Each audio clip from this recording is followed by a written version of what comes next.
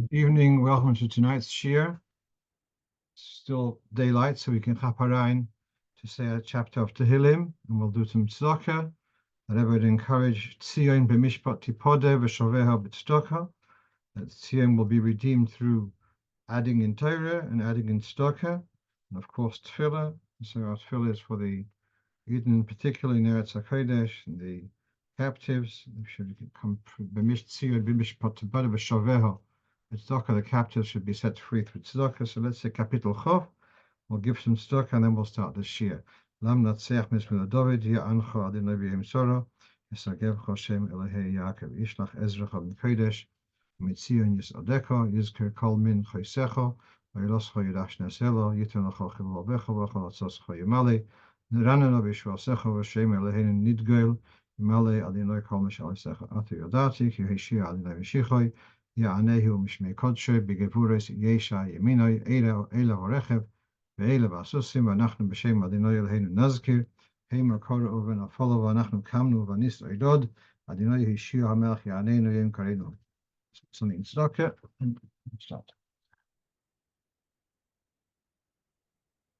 Okay.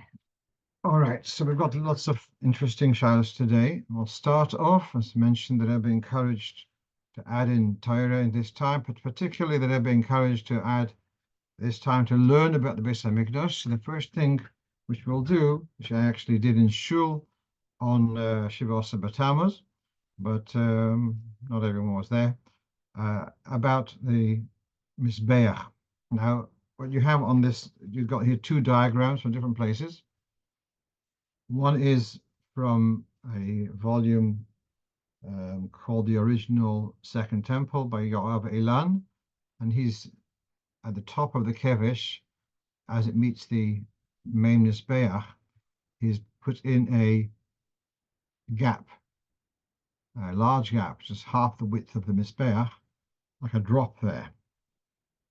And then separately in the Encyclopedia Talmudis, so in the entry under Mizbeach, they also have some diagrams, and here they have an alternative suggestion that there's a gap between the kevesh and the Mizbeach, somewhere in the middle. So let's take a look at where they're coming from, and we'll see how we can go further with it. So we have here a brisa. I think it's Sukkah Daf Mem Tes Amud Bet Aleph. Lul kot says Rebbe Elazar Ber Tzadok. Lul koton hoyo bei kevesh la Mizbeach. There's a small hatch between the ramp and the Mizbeach. B'ma'arovo shel kevesh, on the west side of the kevesh. Ve'achas l'shivim shona, once in 70 years.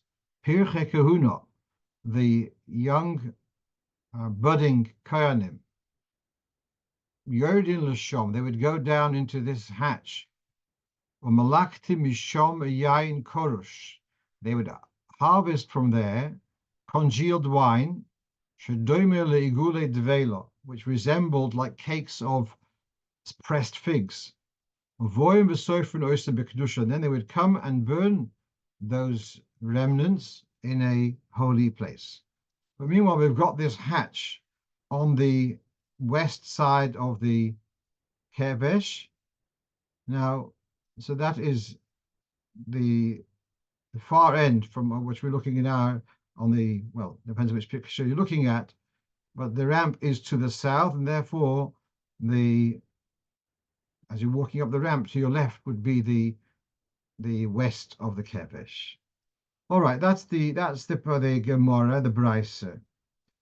Let's go through the Rashi. We'll go through quickly. The Rashi says the kevesh is 32 amos long. It tapers up. It slopes up to 9 amos height until it's level to the Mizbeach. But the top of the kevesh doesn't actually touch the Mizbeach, it's not attached. Rather, there's a bit of space between them. As it says in Gemara Zvochim,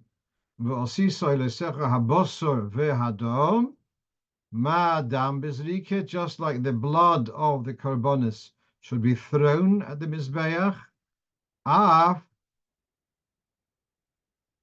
Boso Bezrika, so too the flesh of the Karbonis is also thrown on the Mizbeach.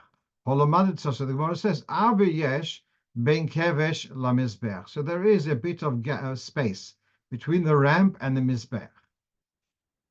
V'oisui Avir Korui Ben Kevesh La Mizbeach. This space between the two is called Ben Kevesh La Mizbeach. Right, that's very, very clear. There's a gap. How big is the gap? There's a gap in that space. On the more western side. That's right. That's what because it says in the Gemara. It says b'marovish al kevesh. So on the west side of the kevesh.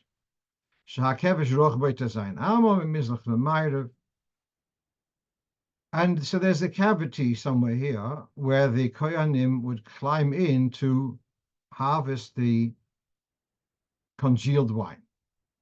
Where it's not so clear, who says that that means that there was a large gap for them to go in at the top? You could, even with the Rashi, you could say, yes, there was a bit of a gap, but underneath that tiny gap, there was a larger space where they would come in underneath. There is a Tosfos in Zvachim which clearly says that there's a wider space to the point that you could see the ground from the top of the ramp. But the Rambam says it kechut hasayra, etc. Okay, why do I take exception to this pshat, these? Well, we just learned Gemara Yuma. This is Daf Mem Gimel Amud Beis, I believe. We have a Mishnah, B'chol Yoim, every day, Koyanim oilim b'mizrochish shel kevesh. The Koyanim go up on the east flank of the kevesh, and that's to avoid having to walk around too much at the top. They go up to the top, and then they do what they have to do. V'yodim b'marovish shel kevesh, and they come down along the western flank. V'hayoim on Yom Kippur Kohen Gadol be'emtza v'yored be'emtza. And Yom Kippur, the Kohen Gadol goes up the middle and down the middle, and Rabbi Yehuda says every day, whenever the Kohen Gadol goes up and down, he goes up and down the middle. So I find it very difficult to accept that when the Kohen has to go down on the west side, he has to jump over this gap. And for that matter, that which they possibly for that reason, they wanted to say that the gap is in the middle. But how do you deal with the Kohen Gadol going up the middle? Also, there can't be a gap in the middle either. The maximum you could say is, if you're going to insist there has to be a large gap, it would be perhaps two gaps.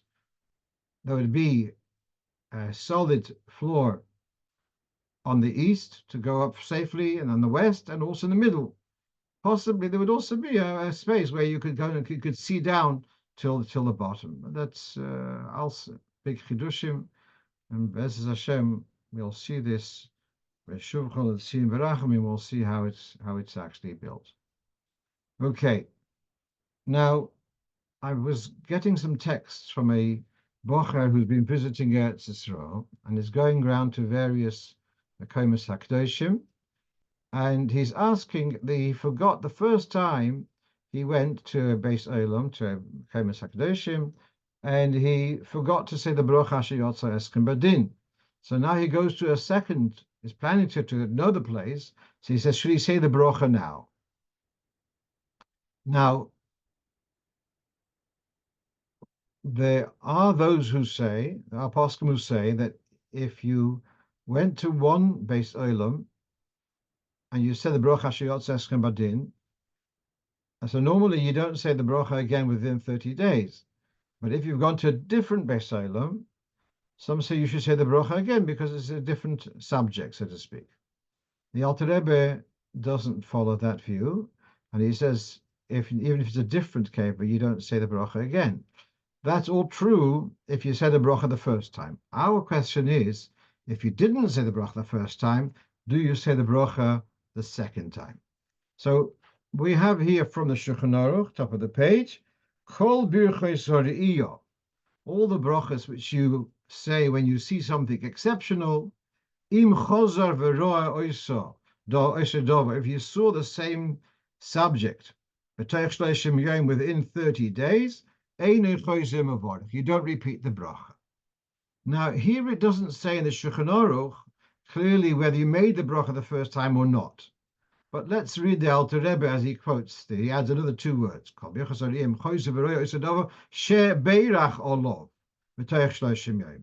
If you said a bracha the first time, then the second time you don't make a bracha. Which implies that if you didn't say a bracha the first time, then you do say a bracha, which makes perfect sense. Yeah? There are exceptions to this. So for example, the bracha on seeing trees which are blossoming in Nisan. So the Alter Rebbe says only B'ri'ah Rishona, only the first time you see it. And if you didn't say the bracha the first time, you can't say it the second time. Unlike other poskim who say you can that you can say it at a later time. So that's another topic we've discussed once before. But okay. But meanwhile, it seems to be clear. That's why I told this bocher that he goes to the next place. He is able to say the bracha Sheyotze Eschem Badin because he hasn't said the bracha within 30 days. Now, what about, let's compare this to a shechionu. If you had a new fruit and you enjoyed it, you said a bracha ha'et and you enjoyed it, and then later you realize it's a shechionu. No, you've eaten the fruits too late. What about if you have the same fruit a day or two later? Do you make shechionu the second time? So here the Alter Rebbe says, "V'im lo beirach b'ri'ah rishona b'chil rishona, yesh levorech al hari'ah hashniya al achila hashniya b'lo shem malchus." Second time you eat that fruit, then there's a suffix whether you should say a bracha the second time, and therefore you should say Baruch Shechianu V'Kimanu. So you can ask, what's the difference between the bracha on the cemetery and the bracha Shechianu? I know you're going to say it's obvious. This is Shechianu. This is Ashiyot Eskamadin. But okay, I wasn't focusing on the translation, the Pirush HaMilas. The word here is though Shechianu is a simcha, and the first time there's a novelty. Oh, now we've come into season. First time is a simcha. The second time, the simcha is not so great because you've had it already. Mashenki in the case of Baruch Sheyotze Eschem Badin, it's not a question of a simcha. It's acknowledging that all right, the Eibush is Menchayim Mesim, etc., whatever the purpose of that bracha is, but there's no loss, there's no diminishing by the second time. Before I go further, here's a very interesting observation I saw, that there is a klal that shechionu, there's no question of bracha levatol and shechionu. If you're happy, you say shechionu. And the El Yerabah says so in Simachov Beis, and the Tzemach Tzedek in the Dinim of Purim talks about the Megillah. So we have this in Alter Rebbe's Siddur says, you say shechionu only at night, not by day. There's a difference between Ashkenazim and Sfardim, and the Alter Rebbe says, as far as I remember, it's like Minhag Sfardim, you only say shechionu at night. So Tzedek writes, you should say shechionu by day also. In this he brings, you might be bracha v'atola. No, but El Yerabah says no such thing as a bracha v'atola shechionu. Now here, the Alter Rebbe doesn't seem to follow that policy. He says, have a suffix, second time, yes shechionu, not shechionu. So, b'lo shemu malchus, why didn't he say suffix shechionu? There's no problem of bracha v'atola. So, all right, that's another lomdus. I'm sure there's ways to differentiate, but let's come back. Having said that, when you have a bracha on seeing something and you missed the first time, within 30 days, you could say it again when you have that same experience, because you didn't say the bracha the first time. Well, the Mishnah Berurah doesn't seem to be that way inclined. In Siman Reish Yud Ches, he talks about Bichas Hanisim. Let's say you come to a place where there was a miracle had taken place at this location. So you'd say Baruch she'oso li nes b'mokem hazeh, or laviseinu nes b'mokem hazeh, whatever the exact lashon is. So now, if you came to a place where Kriyas Yamsuf took place over here, okay, so you'd make a bracha she'oso nes laviseinu b'mokem hazeh. What happens if you're just driven off? You're just down the road. Oops, we forgot to say the bracha. So you don't see that space anymore. You can't make the bracha. That makes a lot of sense. Like if you heard lightning and then 10 minutes later you decide to make a bracha, it's too late. And for that matter, if there's someone who you meet who was merited a miracle, you'd say bracha. But if he's no longer there, you can't make the bracha. But now let's read the next piece.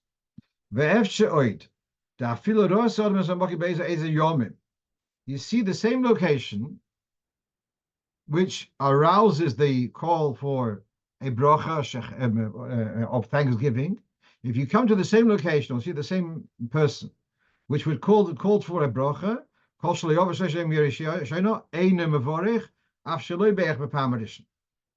now what he's saying is, let's say you are by the site of Kriyas Yamsuf, and then you drove off, and then you come back a day or two later. So he says you shouldn't make a bracha, even though you didn't make a bracha the first time. Very strange, yeah. So according to this, you wouldn't make the bracha asher yotza eschem badin again. In any case, according to the Mishnah, in any case, you'd say a bracha because it's a different cemetery. According to the Alter Rebbe's Sforah, you don't say it even by a different cemetery. So within 30 days, even but I saw in Piskei Teshuvos, he brings Shlomo Zalman Auerbach in his writing about this topic. He completely ignores this word of the Mr. Burin. Is very not mistaver. It depends. There may be some brachas which have got to do with the sensation, similar to Shechiona. Okay, so then the second time the sensation is less. I can understand. Therefore, the excitement is less, and perhaps doesn't warrant a bracha. But when it's not because of a sensation, it's as I say, I don't think the bracha on seeing a cemetery is because of a sensation. It's an acknowledgement. Okay, so why should there be any reason not to see it the second time, even though it's within 30 days? Okay. If Mr. Brewer would agree with that. Okay, let's move on. So, totally different area. We wait between having meat and milk. We generally wait 6 hours. What about children? What about toddlers? So what you have on the screen is from the Sefer Sharei Misha from a colleague of mine, Rav Yosef Yitzchak Belinov. He's a Rav in Bnei Brak, his son-in-law of the late Rav Landau. And he writes a whole article about this and gives us a table for simple guidance. And he says generally until the age of 2, there's no need to wait anything. Just make sure there's no meat in the mouth of the child, and then you can give them a bottle of milk. Then he goes from the age of 3 till 5, inclusive, I guess, the 3 years. Give them a 3-hour wait if possible, and then from 6 and through 7, 4 hours. 8 years old, 5 hours. Then from 9 onwards, to encourage them to do 6 hours. Of course, if that's too long for this particular child, then there's room to be miracle, as you can see further along the list. Okay, let's move on. So here was a question about removal of a mezuzah from a dwelling. Now, I want to emphasize this, that it's dover chomer beyoser. One doesn't remove a mezuzah from a dwelling because you're moving out, even though you paid a lot for your mezuzahs. You don't just take off your mezuzahs and go.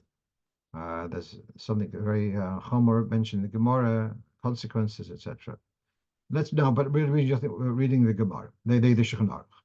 One who rents a house from his chaver, from another Jew, so it is the tenant who has the duty to put up the mezuzah. It's the tenant who should, if there needs to be some kind of fixings, that's up to the tenant. That's the famous expression, mezuzah choivas hador. That's the duty of the dweller. Let's move on. That's not our focus now.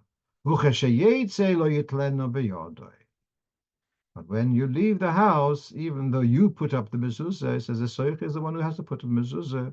When you leave the house, you don't take the mezuzah with you. But if you you rented the house from a non-Jewish landlord, or you're now hiring out to a non-Jewish tenant, then you should take it. So, but if there's no guy moving in, then one should not be taking off the mezuzah. And this is the question here. There's a man who had mezuzahs on his doorways, and he's now moved into care because he can't take care of himself. Okay, he's not likely to move back. People don't grow younger. It's not that's not the way of the world. So now there's this empty apartment with several mezuzahs, and this is in a small shtetl in America. And then there's a student, and she would love to have mezuzahs, and she's asking, can I take the mezuzahs off his apartment and put them on my apartment? The question of the money is not the issue over here. That they can sort out. It's asking whether there's a need to leave the mezuzahs on an empty apartment. That is really the question. So now on the left of your screen, you have the quote from the Sefer Sechel Tov, which is a sefer dedicated to the dinim of mezuzah. And he says, even if you leave the house and this house will remain empty for a while, but if the landlord intends to subsequently let it to another tenant, then you wouldn't be allowed to remove the mezuzahs. Now, you may remember a couple of years ago, I dealt with a similar question, and there it was that there was a tzedakah society, that the organization, that they had offices in a particular place, and those offices were slated to be demolished. So they moved to a different location. And now they emptied this place. It's in poor condition. It's going to be demolished, but the demolishers are not here yet. It's going to be 6 months' time. It's going to be demolished. So they have to leave the mezuzahs there. So this is a very similar question. There is perhaps even stronger. There's no moving in. Not a goy, not a yid. Are you allowed to remove the mezuzahs? So now he quotes from the Premier Garden that the issa to remove the mezuzahs is only when people will live there. But if you lock up the house and no one's going to be living there, then you are allowed to remove the mezuzahs. He then quotes from another contemporary, Chelik Levi, I think it's Rav Wosner's son, who says that even if no one's living there, miyad, but they live there be'osid, you'd be allowed to. So it's not so clear. But in this case, it's a small shtetl. If it would be somewhere, let's say in Brooklyn, there would be every reason to assume that the incoming owner will also be Jewish. But in a small Pavorfana shtetl, the likelihood of a Jew moving into that house is probably quite remote, and probably therefore you could rely on the Premier Godim to say that since there's no one living there, and also unlikely that will be a Jew moving in, one could remove the mezuzahs. Especially, some say that when the mezuzahs are needed for another person has a mitzvah.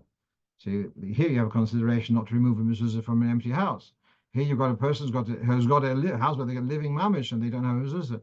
So there's a svara a little bit to be made of. But the idea is because there's no one there, and we don't know the likelihood is there won't be a Jew moving in, and therefore there's a heter to remove the mezuzah. Not full confidence, but I think that would be okay. Right. So now here's a question.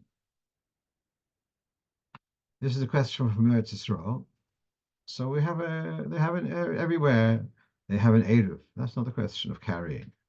Question is that you have the Gabi is asking.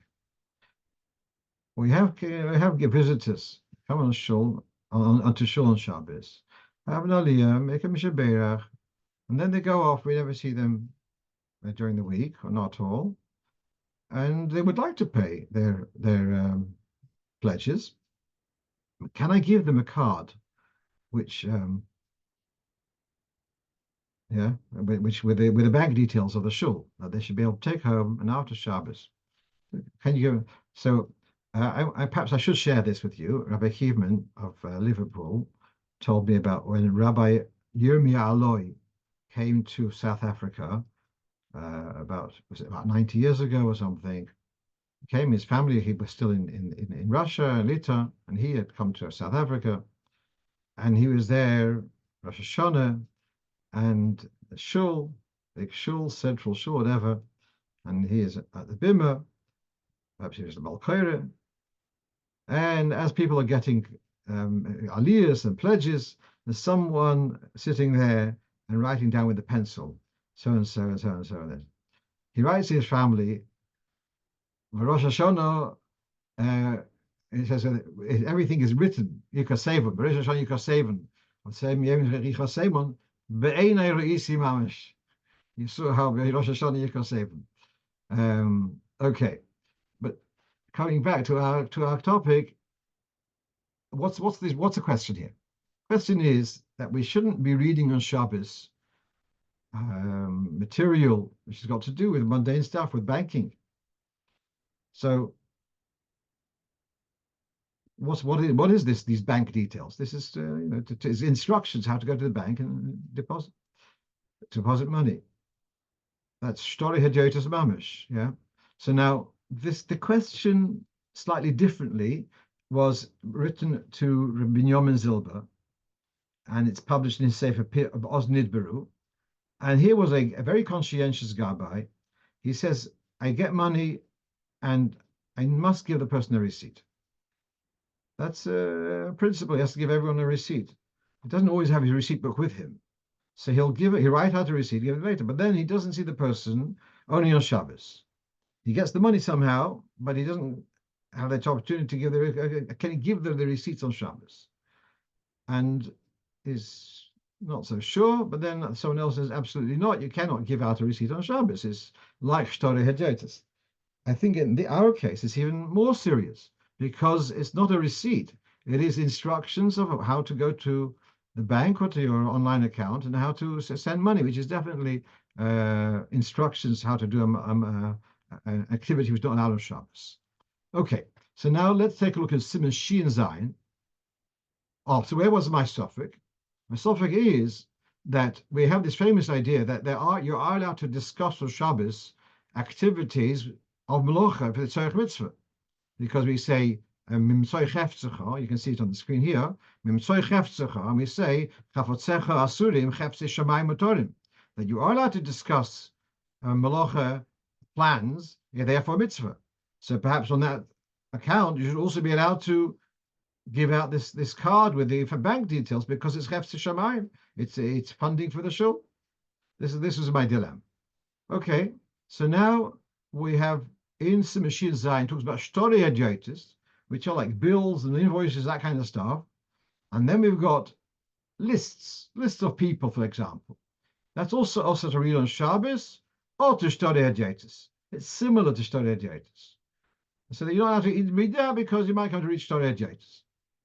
So now its address is Achshav Nohagu Shahashamash Chayil Surim Techaksav Sheksum Beshemas Hamzimon L'Suda. The Shamash will stand in shul and they'll say, so and so you're invited for lunch, so and so you're invited for lunch, etc., etc.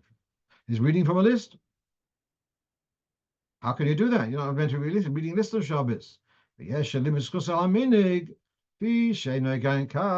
done for Sudas Mitzvah.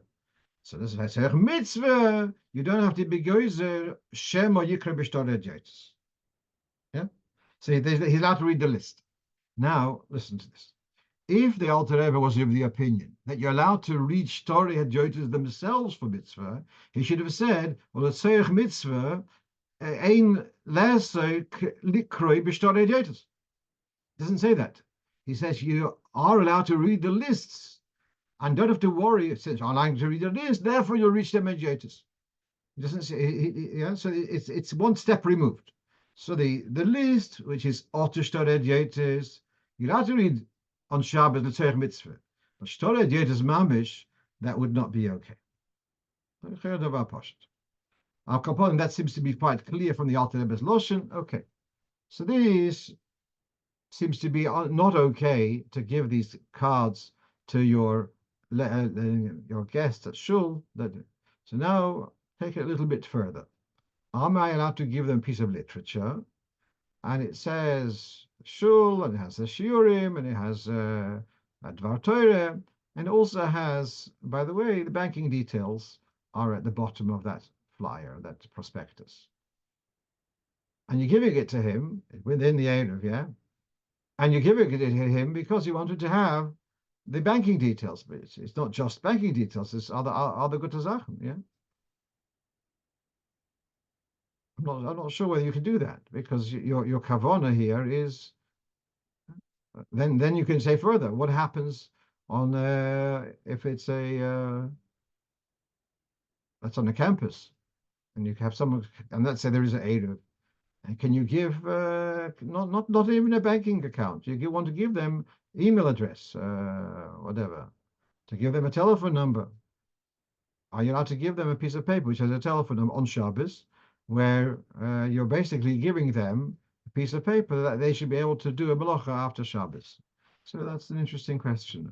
I'm not going to say something definitive. Okay, let's move on. So for those who are not who will listen to the recording, we have a beautiful picture of the Grand Canyon. And so someone asks me, do you say a brocha when you see the Grand Canyon? And so let's take a Shulchan Aruch.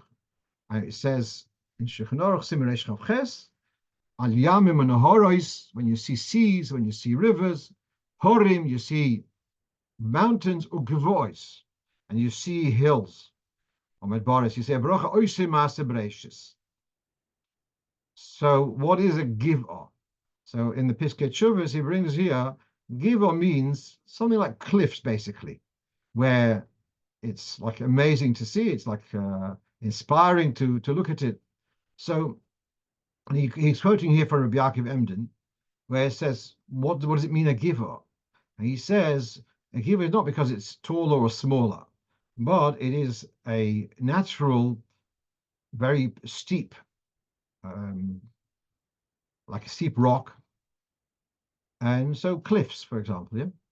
So that would be the way he describes a giv'ah, a tall thing, which is midei also midei shamayim, and the hat of the kohen is called migba'as because of the giv'ah, because it's like a steep, like a tall kind of hat. Okay. So according to this, these tall drops or these tall cliffs, etc., would qualify, and you say some Bereshis. What I did see whilst I was browsing, that someone to say that in southern Italy you shouldn't be making a bracha on these cliffs, or the Pyrenees. I think there's a mountain range there, and they say the following, because the bracha. It says Oisemasa Bereshis. Now it says in reference to when Shlomo Melech married the daughter of Paroi, so Gavriel comes and puts a rod in the sea, and then there was accumulation of earth around it, and then that became a whole land bank, and that became the city of Rome. So Rome isn't from Maaseh Bereshis. You wouldn't be able to say Maaseh Bereshis on that. I wonder whether that is accurate, because whilst Rome whilst it's a land bank would normally be shallow, a little bit higher perhaps than the sea level. I don't understand how a mountain range would develop from accumulation of from the sea, like a land bank. Doesn't make sense. but if there is a mountain or a cliff which wasn't from Yemei Bereishis, then you wouldn't be appropriate to say Samasa Bereishis. You could say another bracha. You could say bracha shekocha gvosim malayolam, because you are still acknowledging the Eibishter's koyach and majesty, etc. Okay. We had a chasana here in the community just last week, Baruch Hashem, beautiful chasana, and there were a number of American bochurim, chaverim of the chassan, and together with the ice cream, they served these little fruit, which looks like these American boys had never seen in their lives before. So it was for them as excited to say shechianu, and they're asking, what brocha is it? And one of them had somehow, as far as I know, with Google, you can take a photo of something and it's then going to tell you what it is and what it's called. So they Googled this, and I asked them, they asked me what brocha it is. Now, they were under they gave me the impression that these are growing on directly from the stalk. And as a result, they said the brocha is Hadama, Shechianu, no problem. Now, at the time I thought these are called mulberries, but no, these aren't mulberries. These are called red currants. And they are cousins with the black currants, which grow in a similar way. And I'm looking at the picture which I got from Wikipedia. It looks like that they do grow from this, not mamish from the stalk. They grow from branches that come from the stalk. And there's a different type of berry, which, sorry, I've forgotten what this one's called. This is not mulberry. Is it cranberry? No, raspberry. This is meant to be raspberry, and this one is, we'll see over the page, this one is Takaho Adam. So we're going to read a little bit in Shulchan Aruch, in Alter Rebbe's Seder Birchas Hanenin, the rules of when is it Hadam, when is it Ha'etz. I know we came across this recently. We're talking about a blackberry bush, whether you're allowed to chop it down, whether it's called a tree or not. So here we have in Perik Vov Halacha Zayin, where that which we say that berries are also ha'etz, that's when the branches grow from the trunk, and the branches produce leaves and fruit. But then he says, and this is also we had when we discussed about papayas, whether the papaya grow directly from the tree. But then he says, mine eitzim rakim, that you got I don't know how you translate it right. It's soft, supple. The word is that the fruit actually grow directly from the stump, from the main shaft. That would not qualify as a elon for Bioprior 8, and therefore he says, and even if it doesn't disappear in the winter, but still he says it's Bioprior Domo, and he says Tutin shekoyim b'midyosin malinus. So malinus is translated as raspberries. So raspberries is this thing over here, and somehow, if this is malinus and this is raspberries, these are described as growing from the trunk rather than growing from branches from the trunk. So that's really the story. If it grows from branches, it's Bioprior 8. If it grows from the trunk, or it's like a long, like a creeper, then the brocha would be Ho'adama. So I was mistaken, I think they were mistaken, because the way I can see here, the black currants and red currants do grow from branches from the stem, and therefore the brocha, and that's what it's written in the contemporary Sfarim. They say the brocha on them is Ha'etz actually, whereas raspberries we just saw, the Alter Rebbe says it's Ha'adama. And blackberries, he says, are Ha'etz. Yeah, that's what he says. Minik tutim agdelim be'ilan gomer. They have kamin shekoyim biyagidis v'vorim chambayim Ha'etz. Okay, let's move on. Okay, Kaddish at Mincha, between Kriyas HaTorah and Shmoneh Esrei. So normally we have the dilemma at Shabbos Mincha and a similar dilemma at on a Tanis Tzibur. What's the dilemma? Because after Kriyas HaTorah, there's a Kaddish. Before Shemona Esrei, there's a Kaddish. Usually, let's say there's another activity, let's say, on a Mondays and Thursdays, Kriyas HaTorah, Kaddish, Asher Voltzien, and Kaddish.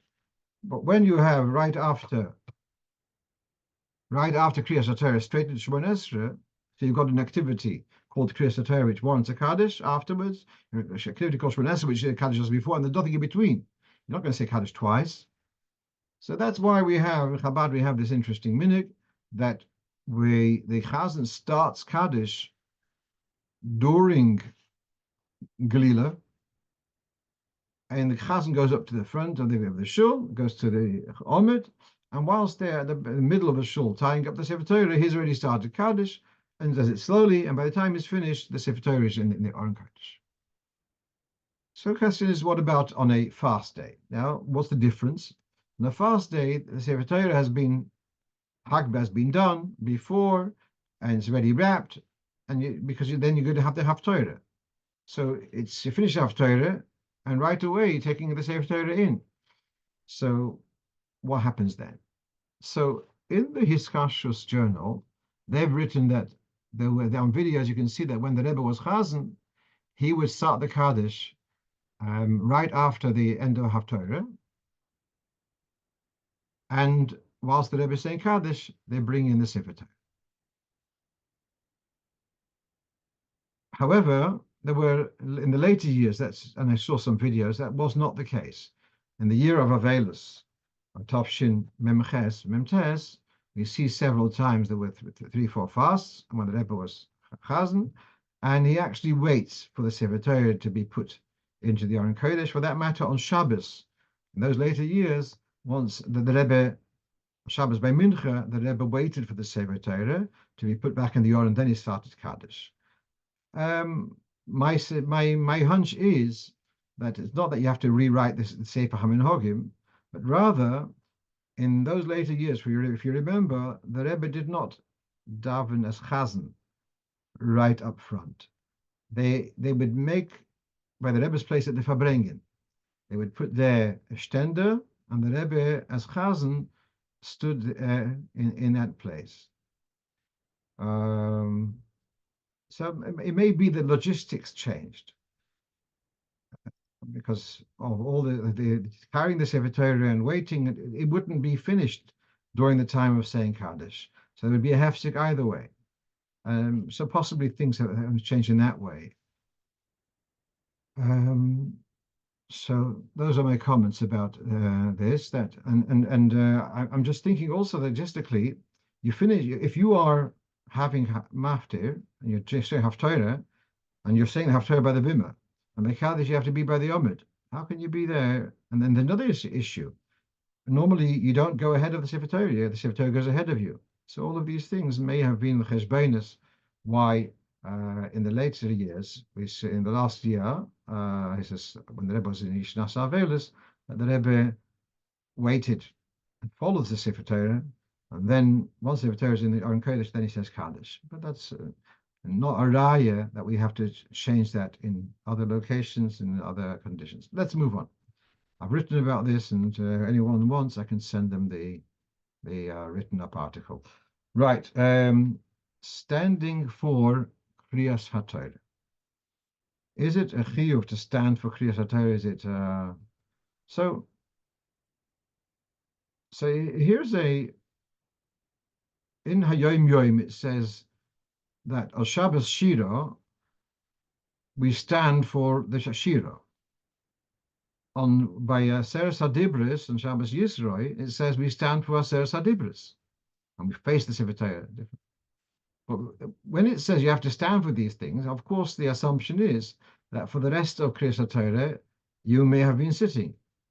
So in the earlier years, when the Rebbe davened upstairs, he would stand for Kriyas HaTorah, and possibly till Lamed Ches he also stood downstairs, but after Lamed Ches he would sit for Kriyas HaTorah. So let's take a look a little bit more about this.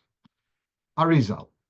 Mina Harav Zal, Harav Zichroina Chai Ha'olam Habo, says that the Arizal would sit at Kriyas HaTorah and he would stand at Kadesh and he would sit.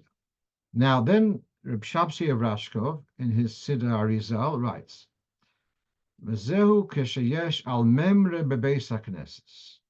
The fact that Arizal sits at Kriyas HaTorah, that's because there is a raised bima. A bima al memre means the type of bima which has got a wall around it.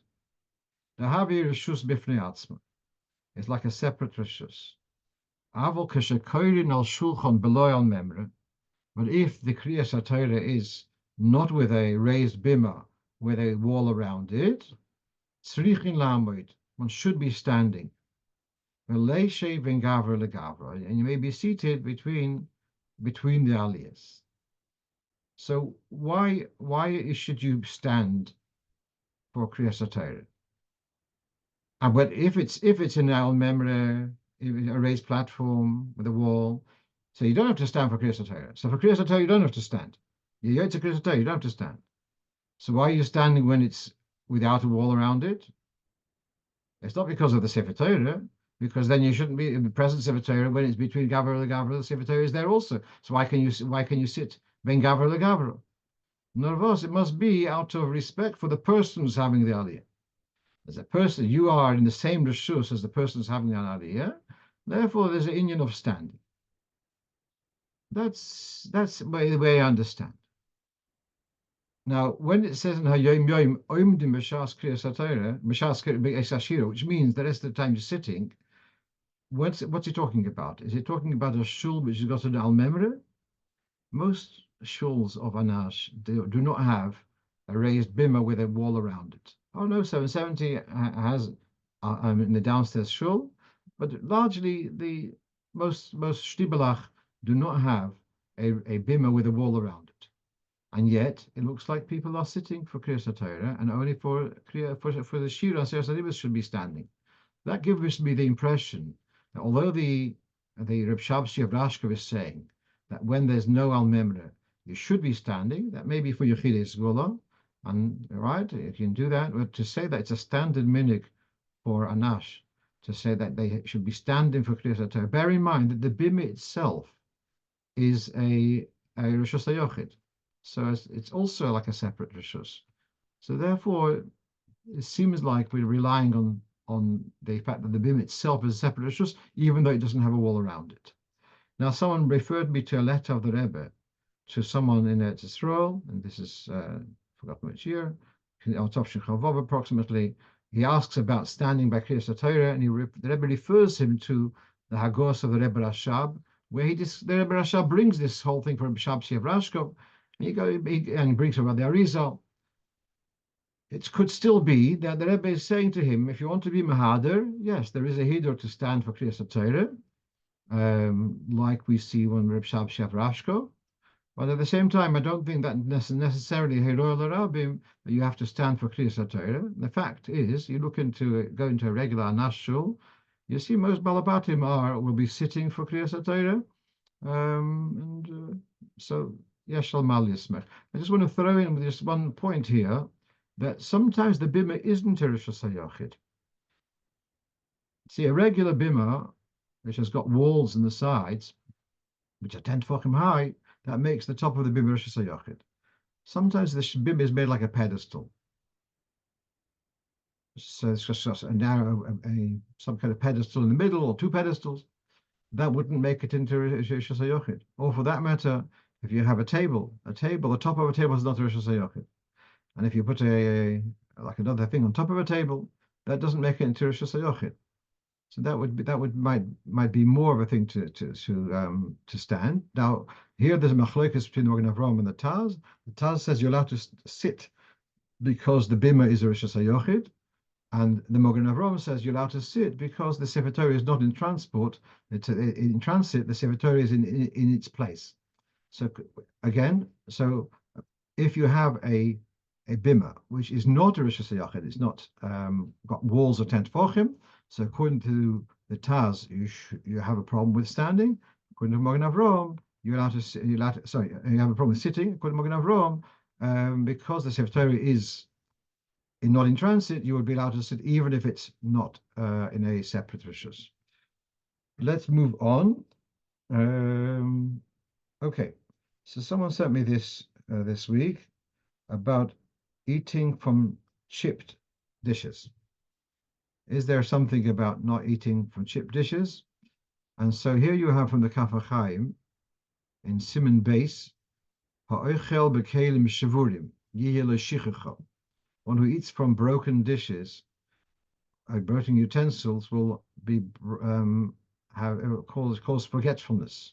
The reason is because broken dishes relate to klippa and shichecha, and the shichecha comes from them. As he will discuss later, he doesn't go too much detail about this later. We do know on Pesach night we have a point of pouring the wine at the 10 makas into a broken dish. Okay, we know about that, but so we'd use a cracked dish for that. So here the question is, I'm sure many of us have dishes or mugs which got a slight chip. Is that a reason not to use them? So according to Kaf HaChaim, there seems to be something in it. Now, what's interesting is he does not give a source for it. And whilst I was browsing, I saw dozens of quotes from Reb Chaim Kanievsky, who says that there's no authentic source for this, and he dismisses this. Okay. Then what we're seeing here is,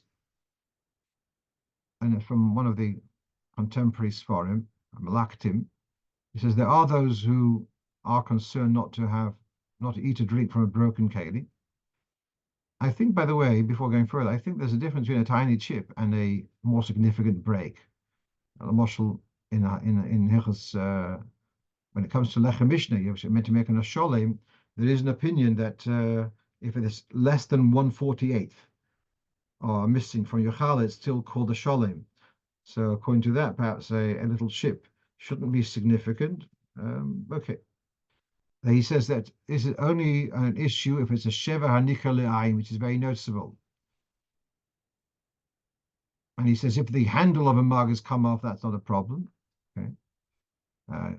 Just wear gloves when you have a hot drink. The other thing he says, it doesn't matter as far as for storage, it's only if you're actually eating from it. So there are those who are choishish, there is something in it. It's not so chomer. There are many who dismiss it, not having a proper marker. So it's your choice whether to be machmer or not. Right. What happened? One of these forums, I saw that someone asked the Rav about this, and the Rav told him that he can't use them. And he smashed half his kitchen. And then he went to another Rav who says that it's okay to use them. And now he's coming with he's suing the first Rav for having told him to break up all his dishes. Okay. I don't know the end of the story.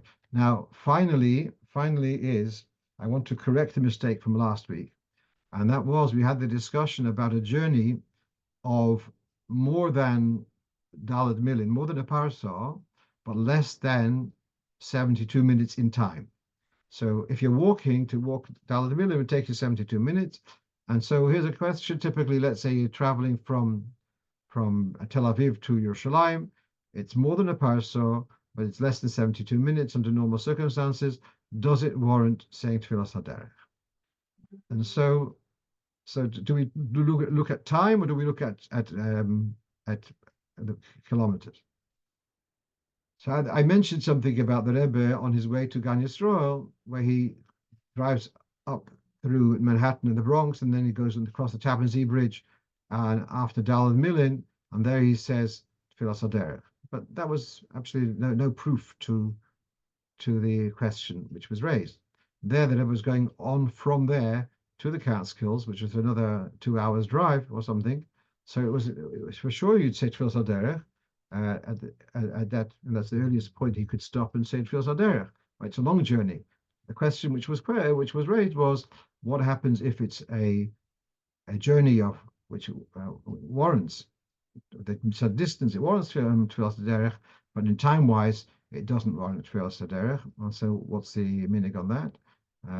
So I believe we still would say Tfilas Haderech, but there is room to be made on that. Okay, I'm going to stop with this. Wish you all a good Shabbos, and we should be zoicha. Yehovchu yomim elu l'sasen l'simcha l'moedim tovim. V'siyah kula amitav tzva shlemo. Shiach tzidkenu. Simchas olam al rishon. יישר כוח.